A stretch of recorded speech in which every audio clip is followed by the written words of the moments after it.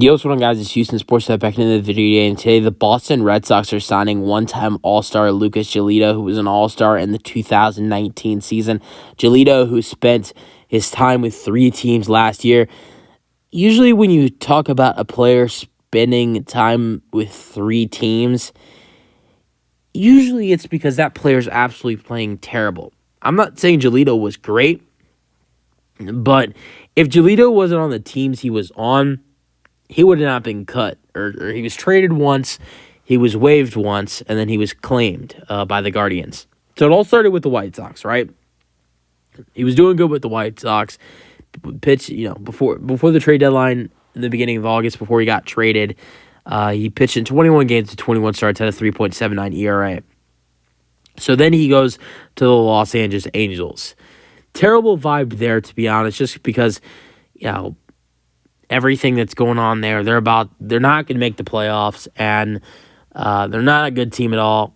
I could see why Giolito was struggling. He goes there, pitches in 6 games, 6 starts, 6.89 ERA, 32.2 innings pitched, giving up 33 hits, 28 runs, 25 earned runs, and 10 home runs. One of the worst stretches of his career. Yeah, exactly. One of the worst stretches of his career right there. Or if not one of the worst stretches of his career, one of his worst stretches in a while. So then Los Angeles goes crazy, and they go ahead and waive, I think it was like 3 or 5, maybe 6 players. I don't remember everybody, but it was Giolito. Ronaldo Lopez was another guy that got waived. There was also Hunter Renfroe. There was a couple other players. There was like one or two other hitters. There was one other pitcher. There was a bunch of other players that maybe Randall Grichuk. I think Randall Grichuk was a guy that got waived as well. There was a bunch of guys that they acquired at the trade deadline trying to make a playoff push. And once they realized they weren't going anywhere, they just cut them all. So I'm not going to say that, Giolito wasn't playing bad, and maybe that's why, one of the reasons why they decided to let him go.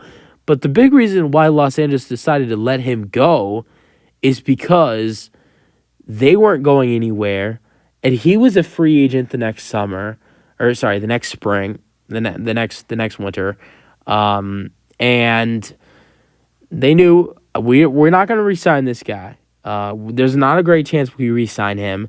So we're just going to waive him with all the other players we're waiving. Then he goes to Cleveland. It doesn't get better for him. 6 games, 6 starts, 7.04 ERA, and pitched in 30 innings as well, giving up 30 hits, 27 runs, 24 earned runs, and 11 home runs. It was just a total terrible year for Giolito.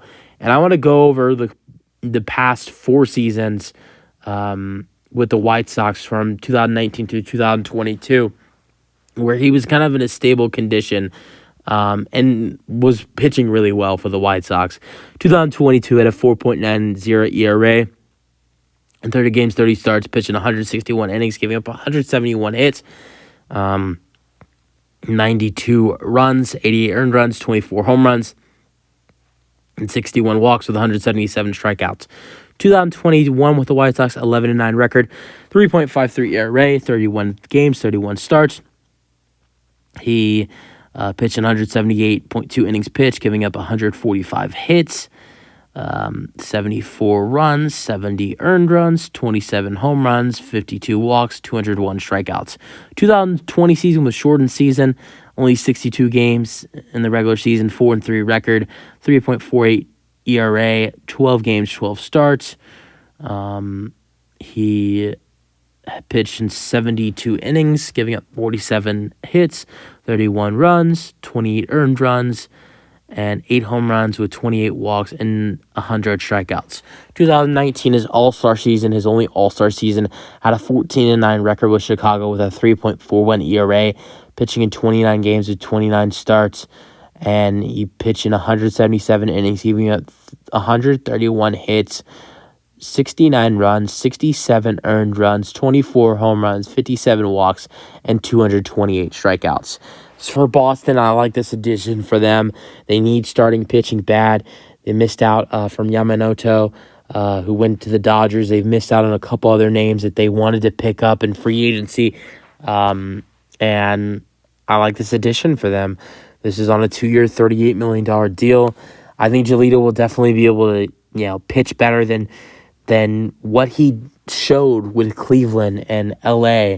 And I expect for him to be back at what we saw from him, what he was doing in the first 21 games that he started in with Chicago in the 2023 season, or what he's done with Chicago from 2019 through 2022 in his full seasons with them before that.